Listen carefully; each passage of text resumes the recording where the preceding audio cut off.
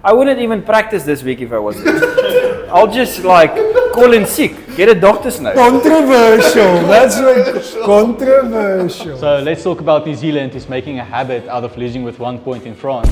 They must eliminate Ferraris, Blybo. Ferraris and Lamborghinis. Leave the rugby to the people that can. Damn. I actually watched the extended highlights because I was at a wedding on Saturday. But what I saw, that Ari Sevilla, that guy, what is he on? He's an absolute You just machine. can't keep that guy down. Another underdog. I wouldn't say he's an underdog. He was last year's player of the year. This is good and you with the boys. This is good and you. Ladies and gentlemen, welcome to another episode of Good and You with the Boys. Yay! Lovely, lovely. Cheers. Anyway, we are sponsored by the Republic tonight, which is also our venue of choice here in Hazelwood. Remember, we said it. So, Republic, thank you for having us. Cheers. Yay! Republic. Anyway, tonight we're going to chat a couple of things, but mostly rugby again after the Autumn Nation series we had. Autumn Nation series. Where Cheslin Colby was an absolute legend, like we established last night. And on the penalty advantage, the cross kick for Cheslin Colby. Darts past his man. And in for Boys, results. Ireland, Argentina. Wat julle gedink? I think we all expected it to be a much bigger win by Ireland. Great game for Argentina, they put up a good fight, but in the end, just not enough. Even just a game in Dublin, just to go put up that performance on their home ground. Crazy. So a little bit of respect for them after that match. Can I say something? So you guys thought I was well, fair enough. So you guys thought I was crazy with my 24-24 draw. All I'm going to say is that Argentina with Contepomi is playing brilliant rugby. They're very underrated at the moment. They beat Australia, they beat New Zealand, and they beat South Africa. So they're playing very good rugby at the moment. That was a bit personal. Stats man isn't here, but stats. Oh yeah, I'm sorry, I forgot. Oh, Republic, where it was at Yes. Yeah, Republic. Thank you Republic. for Republic. Cheers. Anyway, Japan, Uruguay, got nothing. Didn't even know they were playing. Are we speaking about rugby? Yeah. Oh. Spain, Fiji. Fiji. You can say something about those guys. The Fijians are amazing. Did you see the game last week against Wales? Oh, that was proper. I think they were Proper. 15 points behind. And I think it was like 25 minutes left. Yeah, and then It they're just just started like, nah, boom, boom. you're not going to beat us today. That's a So good one. I love Fijian rugby. I really hope that they develop their 15-man team because we all love their sevens rugby. on par. So I really hope that they develop their 15-man rugby as well. I'm because just they're a guy, I love backing the underdogs. underdog. I love that. Facts. No, Is it because you're always the underdog? Might be that, but it is, yes. But I'm just, and I think they're always the underdogs, no matter in what game they play. Okay, like you mentioned, except the sevens. But the 15 games, definitely. Definitely. Fiji just needs to invest more money in the 15s. Yeah. Everything is backed on sevens at the moment. Get a proper coach, get better clubs in place, better investment in players for clubs, better competitions. Do they even have club rugby? No, I don't. They have the Fijian Drua that's playing this Super Rugby, but I think that's all. Yeah, so I wonder who they tried and replaced there. Valid point. Yeah. Invest more in it. All right. Just on your underdog topic, you came into this. Oh, he's joining our panel today. This is Dimash. Welkom. Hey. Cheers, boys. Waar's Arnold? Nice Waar's intro. Arnold? Ek moes my glas Yay. half leeg. Yeah, Mace came into this as an underdog, but apparently he's got a knack for being on the camera, it seems. Yay! I'm not going to cheers to that. Let's not. So let's talk about New Zealand who's making a habit out of losing with 1 point in France. I think Cam Roygard was excellent. He's putting his hand up as the next big player in New Zealand. really had an excellent game, but France in the end just too good. Ramos with 15 points at fly off. I think we didn't really expect that since he's usually a fullback. And they were in the last, like, 2 tries in the last 10 minutes that France nearly scored 2 amazing tries. But they just did not. So No, I think great game by France. Yeah, it's all around a very tough game, but France just pulled it through. I think New Zealand had something like 60% possession, just couldn't capitalize on it, and France did. sorry, Razor. Sorry. I actually watched the extended highlights because I was at a wedding on Saturday. But what I saw, that Adi Sevilla, that guy, what is he on? He's absolutely. You just can't keep that guy down. Another underdog. I wouldn't say he's an underdog. He was last year's Player of the Year. And an upcoming player in this year's men's nominations for World Rugby is Satiti. And what a game he had as well. For New Zealand, that He's guy, really good. He's really good. monster. Really Yeah, good. that guy next to Adi Sevilla, it's going to It's become like a problem. having 2 Adi Sevillas. What's the position, Speler? 7. They still don't have a PSD. That's true. Well, before we jump the gun too much, Italy, Georgia, we just have to say something about that. Italy apparently, they won 2017, but they had to fight their way back. Georgia put them under the pump. But Georgia is a very physical team, and Italy really isn't. So that's probably why it was tighter than most people thought. They must just Thought. They must just eliminate Ferraris, Blybo. Yeah, Ferraris and no, Lamborghinis. Leave the rugby to the people that can. Damn. Controversial. That's right. Controversial. Wales, Australia. Australia. Well, let's talk about the Welsh losing 11 games in a row. 400 days since they've lost one. Let's call a it single 12. game. We know it's going to 400 games. And now next up, the world champs. 400 days. Not games, 400 Next days. up, the world champs. Yeah, no, it's really tough. I feel for them. I wouldn't even practice this week if I was. I'll just like call in sick, get a doctor's note. I think they've been calling in 6 since the World Cup. Yeah, because I think the last game they won was against Georgia in the World Cup, 2023 World Cup. Georgia. So I'll literally I'll fake an injury. Yeah, no, it's scary because, I mean, they played the Springboks earlier this year, and we fielded a bunch of debutants. I think there were 7 debutants, and we still smashed them. So they're not in a good place at the moment. And it is sad because, well, Welsh rugby is a big part of the Northern Hemisphere. Hemisphere. So I think the question is, how long do they keep Warren Catlin at coach still? Do they let him No, go? because it's been like Harry Maguire mentioned over there. It's been 400 games. 400 days. Can ek 'n bier kry? Yo, Arnold is setting the ball low so far. Yeah, spill it. It's nice. Oh, thanks, Harry. Thanks, man. Ignoring that, the first Can I person, also have one, please? Please, sir. the first person who Not- calls in not a sick beer. is Warren Gatlin, but they told him you have to still be there. You're not playing.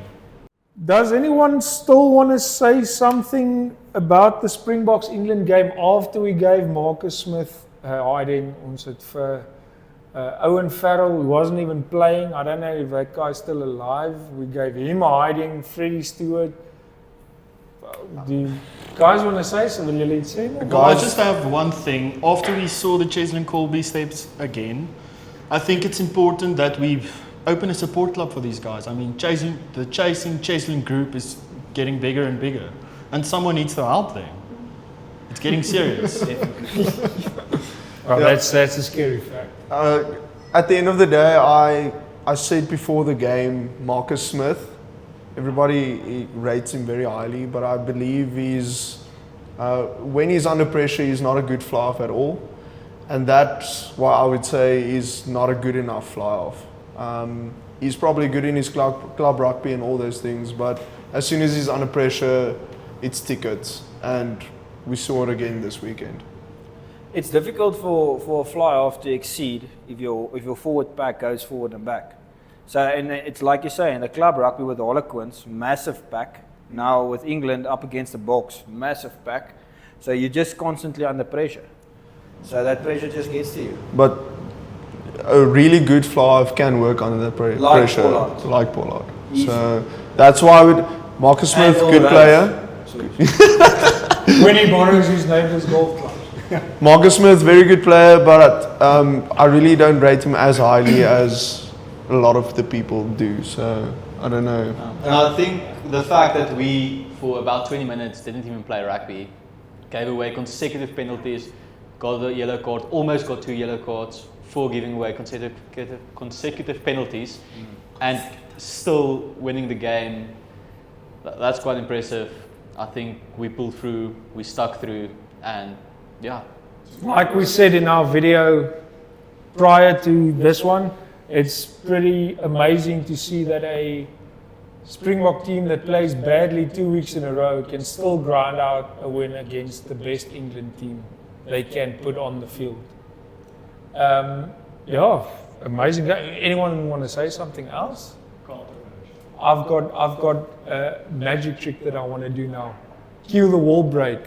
So overall, I guess when you play Twickenham and you have to say we're not happy with the performance and we beat them by 9 points, that would be arrogant. Wasn't fantastic, but we're content that we could beat them today. Yeah, that's nice. Can I get one of these, please? Yeah, so I think saying we're arrogant is, we won't go with that. I think we can be confident because playing bad and still winning is always good. We lost a lot of lineouts, had a lot of handling errors, but we can be content with the win. Hopefully we can play better consistently next week. I think it's a good place to be in at the end of the day because I feel like a lot of people feel like we didn't play well and we still beat a quality England team. I must say, I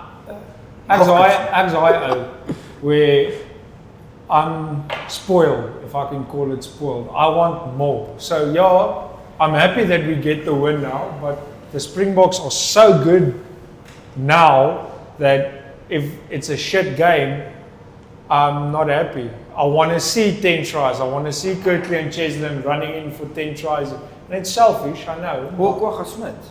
Kwagga. We want to see Kwagga Smith scoring 10 tries. That's okay. That's true. I don't think we're selfish. I think we're used to a certain level.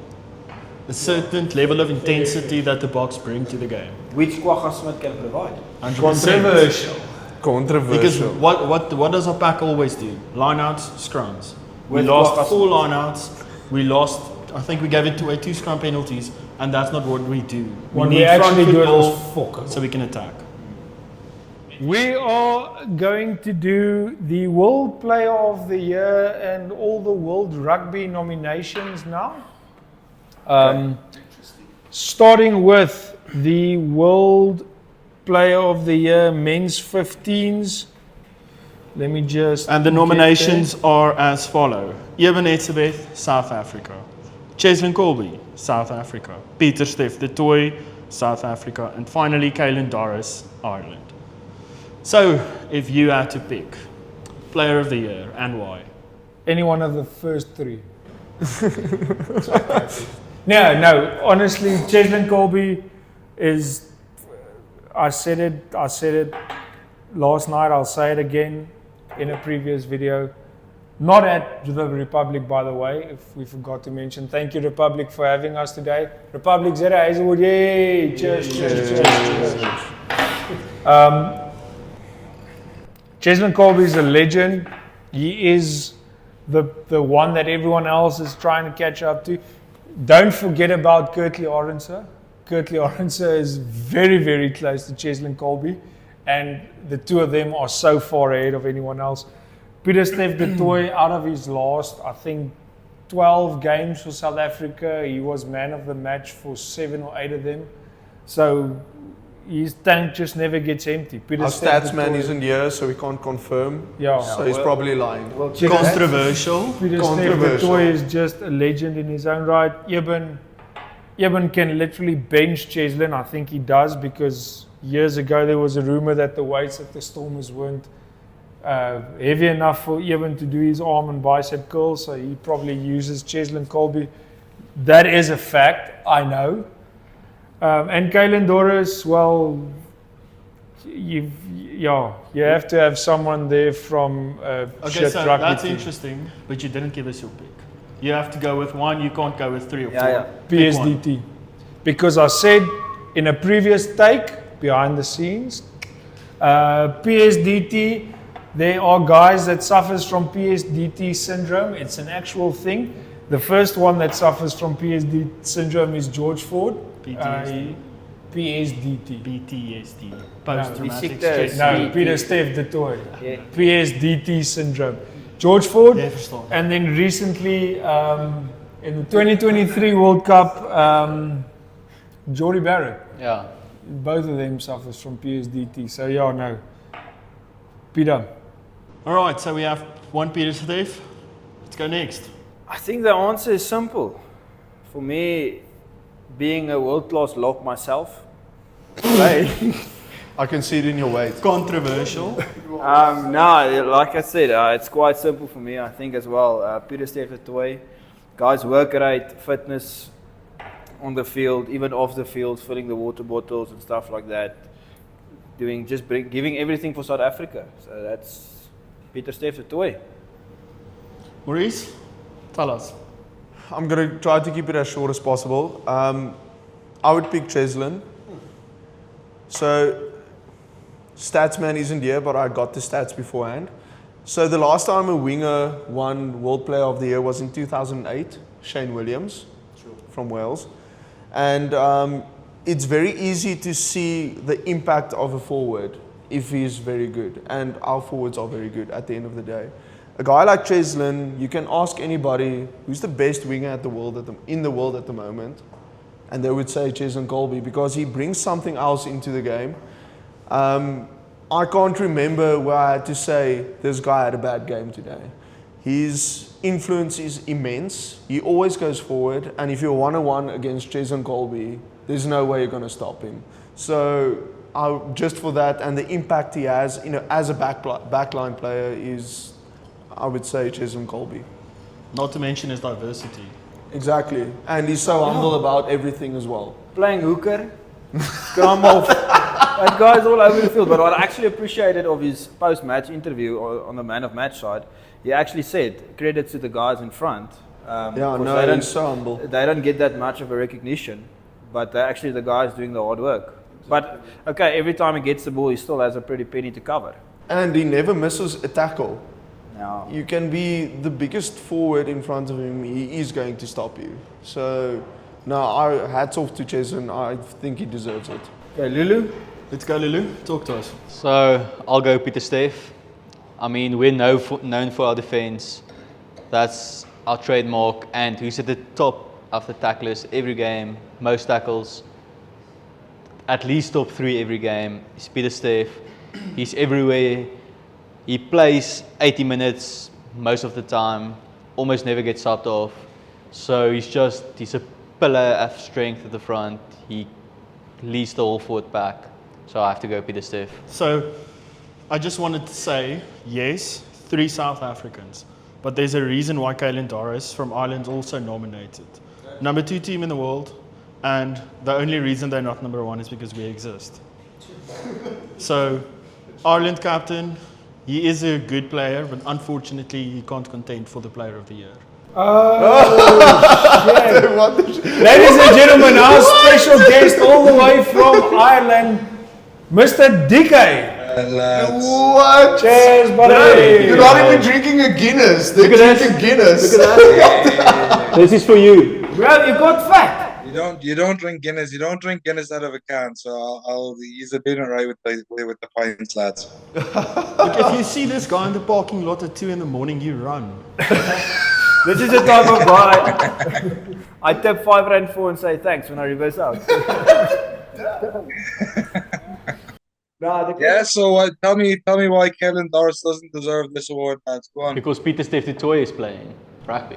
Yeah, but Netovit's playing rugby. Is the reward for one game or player of the game? Or? Man of the match, 8 out of his last 13 games. So not just one game. Yeah, but it doesn't count if it's your man of the match. Huh? No, not mine. So tell us about Caelan Doris. What Why? can you tell us? Why is he even nominated? What makes When you have guys like Josh Fleur, that upcoming guy, I would have rather nominated Well, him. Caelan Doris is going to be the next British and Irish Lions captain, lads. He's got to remember that. There's a reason for it. He's a good leader. I mean, Johnny Sexton was the captain in the World Cup, but Caelan Doris carried that team. He carried that forward pack. And you still couldn't make it past the quarters. He's carrying Leinster at the minute as well. So Yeah, but remember, the World Cup was last year. We're you talking still about haven't- this year. You still haven't given a reason. So he's a good captain. So by that logic, anyone can be player of the year. Or play the semi-final. So the World Cup, that's nothing to do with the World Player of the Year. No, we're looking at this year. So let's talk now. World Player of the Year focuses on individuals. We're not talking about a team player, someone. Peter who- Steph did play. What did he do in club rugby?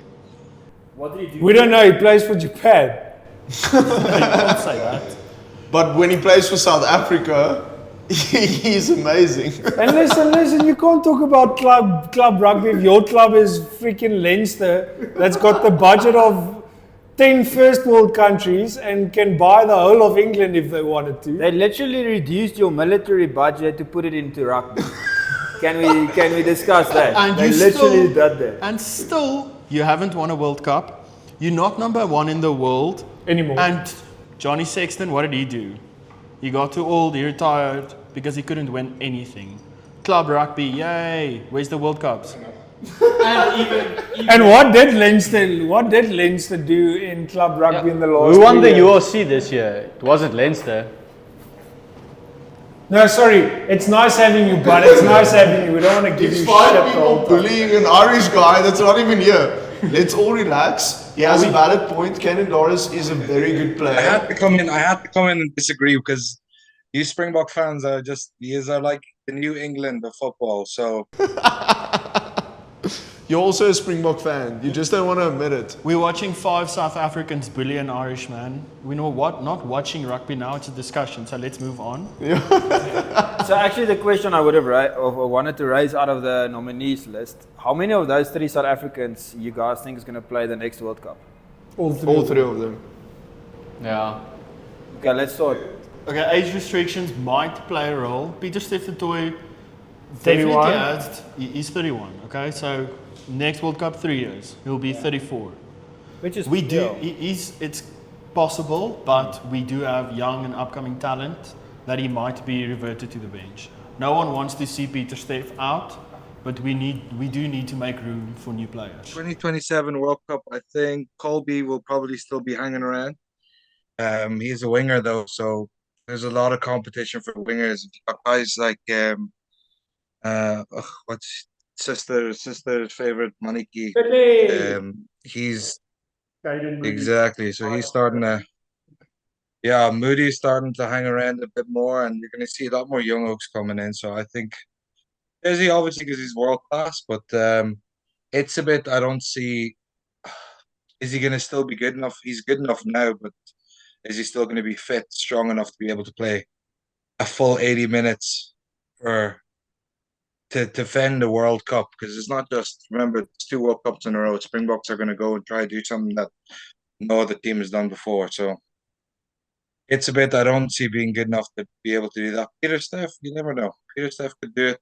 It's just he's getting older now as well, and the position he's playing and the kind of rugby he's playing is his body going to be able to hold that kind of is going to be able to hold that all is what I mean. You got Oaks that are a lot younger, a lot stronger. It's a versatile position, and he's already injury prone. So it's we'll see. I think realistically, Ches and Kobe is probably the only one that's going to be in the. I think they're all going to be in the mix, but I think he's going to be the only reliable starter out of the 3 by the time 2027 comes around, because that World Cup's in 3 years. So it's. Just for interest's sake, we didn't give your take. So obviously you're a Irish fan. Who would you pick out of the 4 nominees? But honestly. Ches and Kobe. And what's your reason? Why? Just because the points he's scoring and he's just been world class. But I'm talking about not just for the Springboks, but playing club rugby as well. I think people have this thing about Ibn Itzabit and Peter Steph at the minute because of the 2 World Cups and how well he has been, how well they both have been. Yes, they've played. They're both world-class rugby players. Don't get me wrong. I think they both deserve to be there for sure. But Peter Steff is just, for me, he's once every 2-3 games he's playing great. I understand he's getting man of the match and all that, but he's just a hard worker. He's doing the hard work. He's not the shine. For these kind of competitions, it's never really the hard work that gets it. Yeah, Peter Steff has won it before, but look what he had to do to get it. It was a completely different rugby style. So Quick I question. would say Ches and Cope. Quick question. Pick one guy in the South Africa squad that you would nominate that's not on a nominee list. Kwagga Smith. Yay! Cheers to that. Okay, guys. So I think what he just said about club rugby. How big a factor does club rugby play in the World Player of the Year? Because if you look at most of these guys, except for the Sharks who won the Challenge Cup, the clubs didn't really win the big tournaments. Now he can bring in the Pond. He didn't play Six Nations, but Toulouse won the Pro 14. He got Player of the Season for Pro 14. And even though he didn't play Six Nations, he still did a lot in club He won the rugby. Champions Cup as well. Yeah, exactly. So, it's Champions Cup, sorry. But And he carried both teams. It's not a great Toulouse team. It's a very average Toulouse team. They've got world star players, but it's just, who doesn't have world star players at the minute? Besides Leinster and Toulouse. Still an amazing player, but I get it. There's a novelty around him because he's been the best player for the last 5 years. He's generational talent. So people seem to think, okay, he should be getting it every year. But this is one of those years. It's like a Ronaldo, Messi kind of debate of, did they deserve all those Ballon d'Ors? No, they didn't. But they were top class. They were in the nominations every year. It's the same with Dupont. Dupont's got that like level of excellence in world rugby, what he's known for. But this is one of those years that you can look at him and say, yes, he does deserve it. But like you say, what kind of meat does club rugby actually I think mean in this? Does it mean anything? I don't. yeah, so Obviously not. You know what I mean? I agree. Because Peter Steff shouldn't be there. If you're bringing in club rugby, Peter Steff or Itzebit was playing Sharks, but he wasn't that great at Sharks. And the same with Cheslin's playing in Japan as well. So it's. I think Caelan Doris is there more on his merit for club rugby than he is for Ireland. He had an average Six Nations, and the boys lost against England.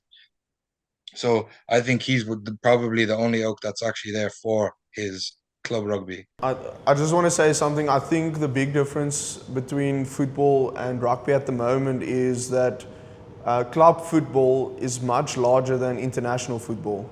The only thing that's very big about international football is the World Cup. Yeah.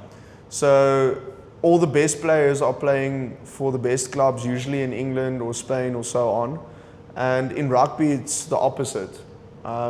If you don't watch South African rugby, you're not going to watch the leagues they play in at the end of the day.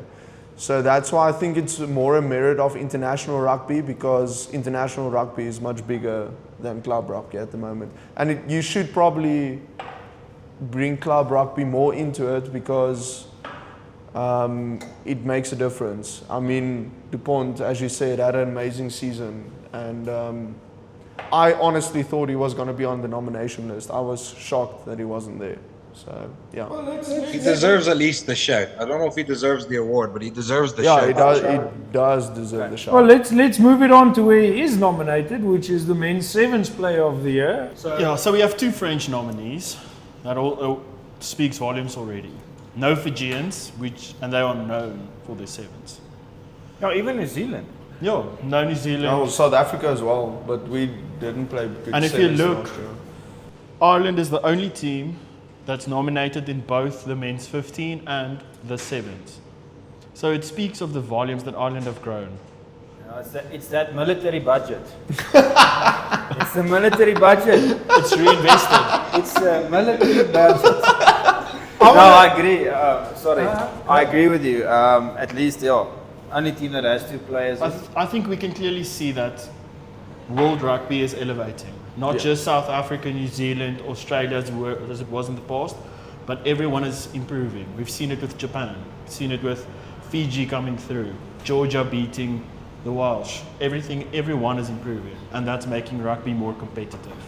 Just so sorry, in between, something controversial. Ja, sit hom daar neer. It's left here. Where's the England players? We've talked about this. The English are in a support group, chasing Cheslin. Jason Cheslin. Nice. Men's sevens player of the year. Well, I'm going to give it to Antoine. Right, quick and easy. Yeah, I think the impact he made. I think he played 2 or 3 tournaments. They won their first tournament when he joined. Then they went on to win the Olympics.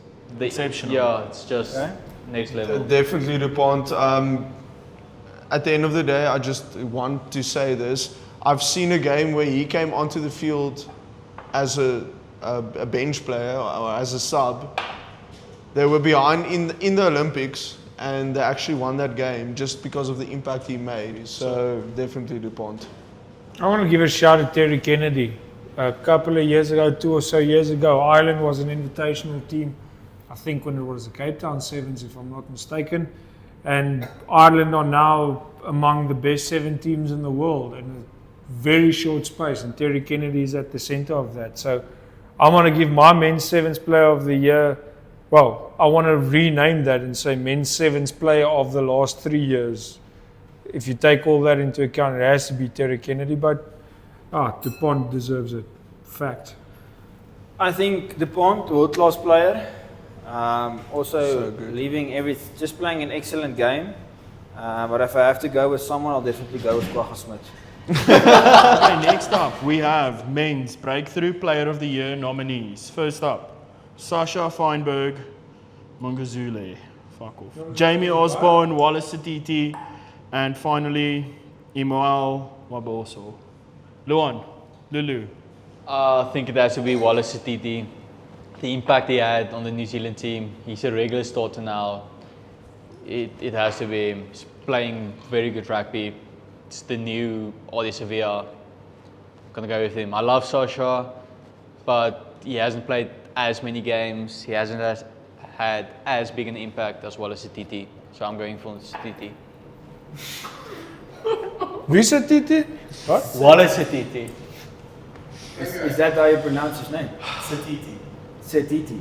Yeah, I'm gonna remember that. Honestly, I'm split between Satiti and Sasha Feinberg. I feel like Sasha is... Shock.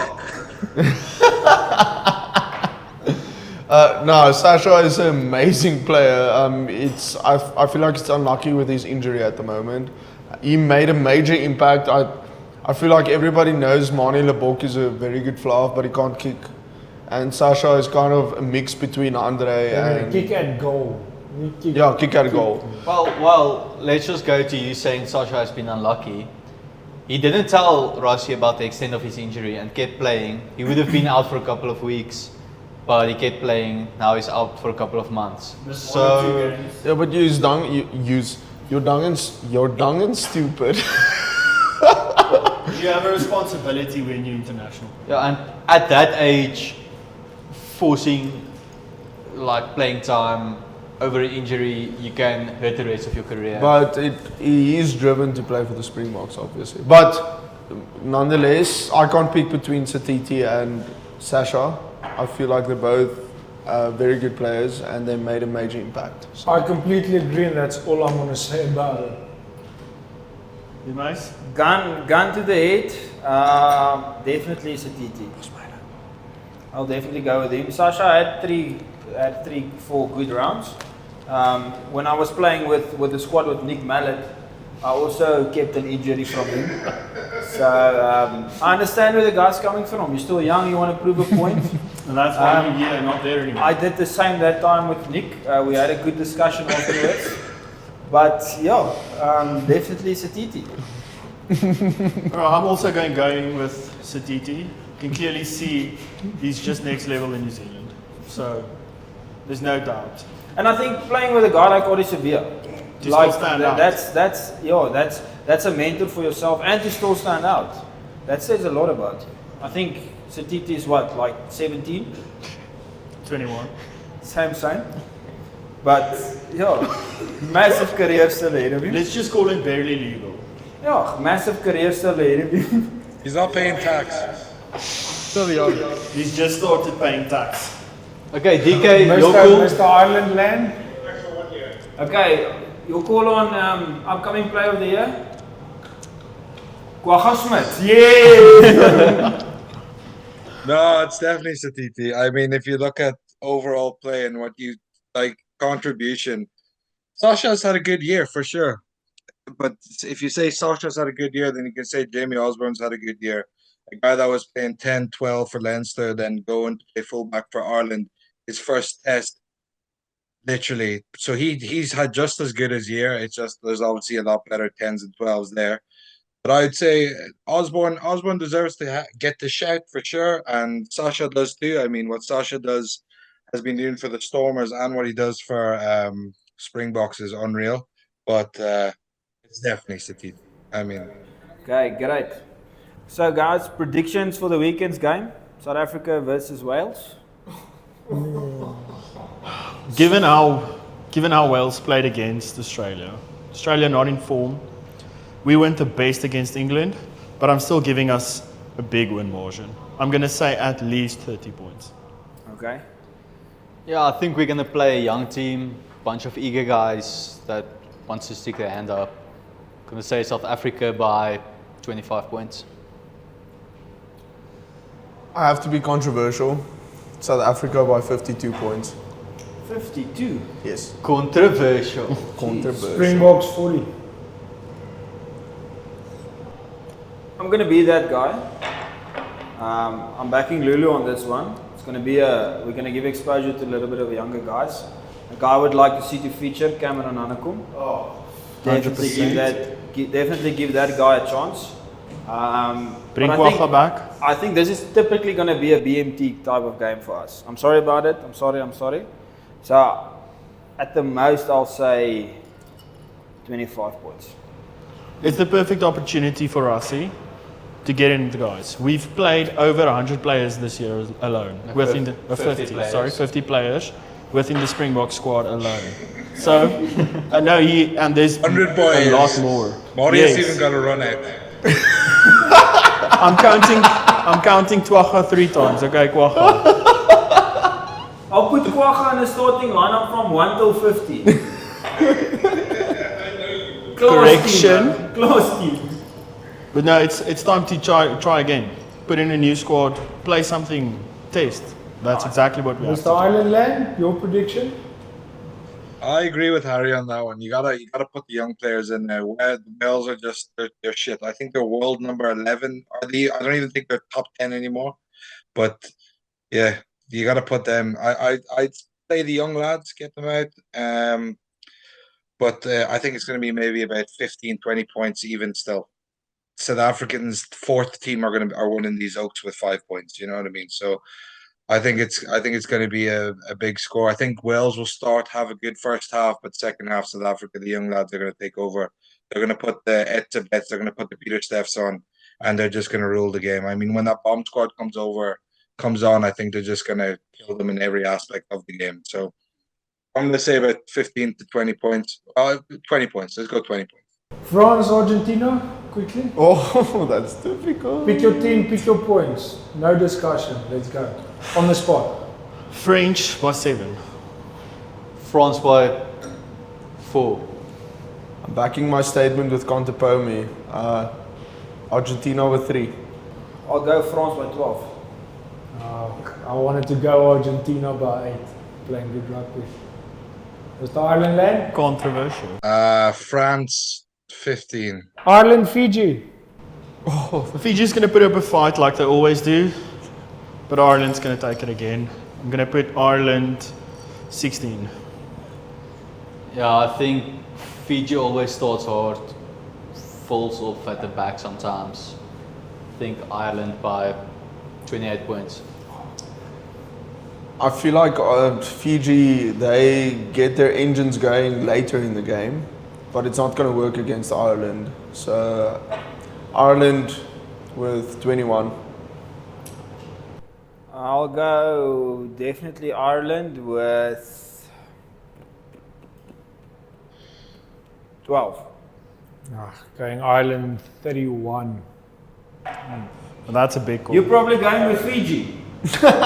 Let's hear from Mr. Irish himself. Obviously. No, Ireland 15. I think they'll only win with 15 because they're gonna play what the young 10 again. They're gonna put Pentecost. I hopefully he gets a starting game on. So we need to start sorting out our problem at 10. So I think Frawley is hopefully being completely dropped into Annan 15 or something. They're going to Yeah, I use think from the military. Ireland 15. Eh? They're going to bring in the guys from the military. Yes, sir. Did you say you have to sort out your problem at 10 or your 10 problem starting? That's our problem 10. We don't have a decent fly half. At this stage, Crowley is just doing the job, but it's not good enough to be playing for the second best team in the world. Italy, New Zealand. Oh, we know what's going to happen. Shame. Please, we have to predict that. New Let's go. Zealand 72. By 72 points. Okay, yeah, the winner of this one gets a Jager bomb next game. Yeah, we have to Next remember one. that first. Yeah, Both of the guys that won them are not here tonight, Damn. unfortunately. Not at the Republic SA, right? Oh, Republic, thank you for hosting us. Republic Thank you, SA. Republic. Cheers. Mr. Ireland Land, Let's go. Okay, so you said, who said what? New Zealand by 72 points. New Zealand 46. New Zealand 32. Where are they playing? In New Zealand. Yeah, in Bronkhorstspruit. Okay. But I think giving them too large a margin is ridiculous. They're going to do exactly what South Africa is going to do, exactly what Ireland's going to do. Put in young players. It's a test. They're going to try new things. So I'm not going to give them that big. I'm going to say 28. Mr. Ireland Land? New Zealand 40. Yeah, even though New Zealand are going to put in a young team, I'm sticking to my statement. Italy must just stick to building Lamborghinis and Ferraris because their rugby is shit. I'm going to go New Zealand 47. Even if they put on their C team, if they've got one. Imagine the two Which they probably brothers don't. say 46 and 47. Great minds think alike. Cheers. Anyway, I think that's our predictions. Oh no, wait, I'm lying. Scotland, Australia. Oh, tight game. Now that's one to look out for this weekend. Really good game. Game of the weekend. Well, not Scotland, Australia. South Africa's D team versus Australia. Okay, I'm going to go with Scotland. Australia did put up a show, but we know they're not currently the best. So I'm going to give Scotland with 8. Yeah, I think Scotland is playing very good rugby at the moment. Scotland by 4. I don't think people are giving Australia any credit for the way they played against England. They're on good form. Confidence is high. I'm going to go Australia with 9. I want to jump onto that train. I think both teams have a lot of momentum currently at this stage. But I think the team that has the most to prove is actually Australia. I think Scotland has a little bit backing of them. I'm going to go solid draw here, 18-18. That's brave. Mr. Ireland Land? Australia with 10. This 2 weekends in a row, they beat a half-decent England team and a shit Wales team, but they got momentum. Scotland aren't anything special. Finn Russell's not on form, so I'm going Australia for sure. It breaks me to say this, but I am going Australia as well. Just because that's probably why it's snowing there by you and raining a little bit here in Pretoria at Possibly. Where are we? Where are we? Republic, South Africa. The Republic. There we go. The Republic. Republic. Cheers. Thanks for having us. Thanks for having us. Now I'm going Australia by 7. Right. So we have a split decision here. The very last game of the weekend, I actually just want to watch this one because I think Japan is going to break them on their way to. This will be their 6th loss in a row, and I'm putting a Jager bomb on that. England will lose to Japan, and it will be their 6th loss in a row. Japan is going to cream them by 12 points. Wait. Is it England's 6th loss in a row? They lost 5 in a row now as well. So he's calling the next Stats. one will be number 6. Yes. Big Please call. do it in Japanese. Konnichiwa. Suzuki. Kampai. Kawasaki. Yeah, England, Japan. No, we have to be realistic. We all want Japan to beat them. We never thought they could beat the Boks. They did, but I don't realistically see the current Japan team beating the English. I'm going to say England 15. Yeah, I completely agree with Harry. I just don't think Japan has it in them. England by 12. Just because they don't believe in Japan, I'm going to say Japan with 1. Tight call, tight game. But yeah, I'm with Harry on this one. Let's be a little bit. Let's be a little bit realistic on this one. I think England, yeah, like you mentioned, 5 games losing in a row. Definitely have a point to prove to go out and lose against Japan now. They already got rid of Eddie Jones, so I'll definitely say England by 22. So you said 5 consecutive losses, but they won 1 because they said Eddie Jones, cheers. Yeah, julle vra nou groot. No, Statsman's not here. I just know they lost 5 because I hate it was a win to let go of Eddie Jones. Oh no, man, Eddie Jones is Sorry, a he's good old. coach. It's not a bad Daarom coach. is iemand He's not a bad coach at all. Anyway, that's our predictions for this weekend coming. Mr. Islandland, we're finishing off with you. Japan, England. Thanks. It was nice chatting to you, huh? Close call, close game, mate. No, I think it's going to be Japanese, bro. I think it's going to be Japan by 10. Fuck English. We share the same sentiments. Cheers to that. Cheers, my man. Yes. Cheers. Thank you and cheers, Harry Maguire. Sloan, aka Lulu. The Sloan, aka Lulu, aka Reckless Ruan. Till next time from Maurice, aka Mr. Marathon. Mr. Marathon. Goeie fok. Up, down. Marius, aka The Mace. Lekker, DK the Irishman. DK the car thief. Thank you for having us here at the Republic ZA in Hazelwood again. It was fun. You heard a shitload of controversial opinions. From me, Sister Stemmet, aka Dian van Wyk. Cheers and good night. This is good.